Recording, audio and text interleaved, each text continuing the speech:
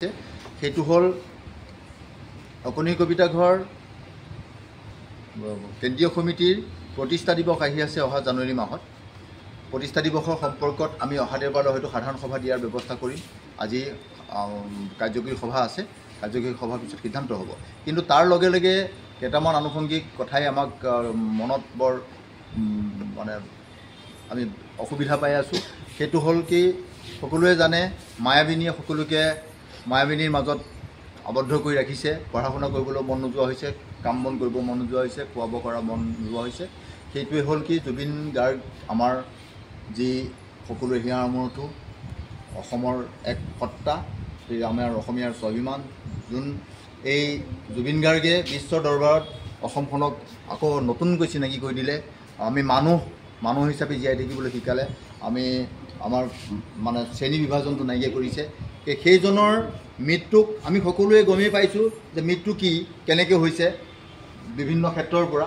কিন্তু চৰকাৰ বা আইনৰ ফালৰ পৰা যিটো শাস্তিৰ ব্যৱস্থা কৰিব লাগে, সেই শাস্তিৰ ব্যৱস্থাটো যেনেধৰণে হ'ব লাগে যেন হোৱা নাই বুলি আমাৰ অনুভৱ হৈছে, প্ৰত্যক্ষ হৈছে।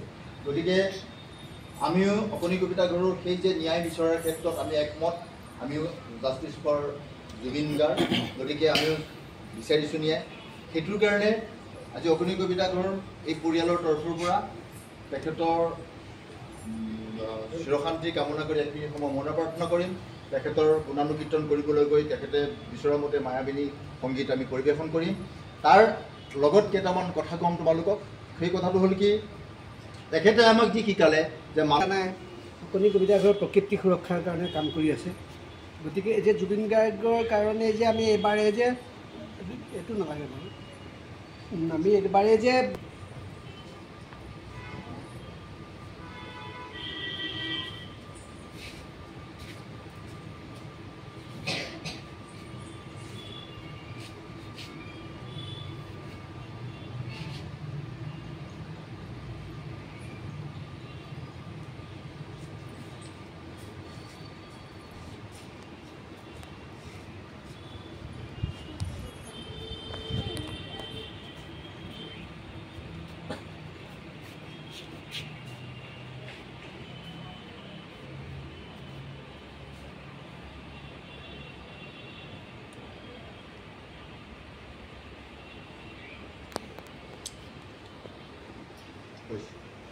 Vini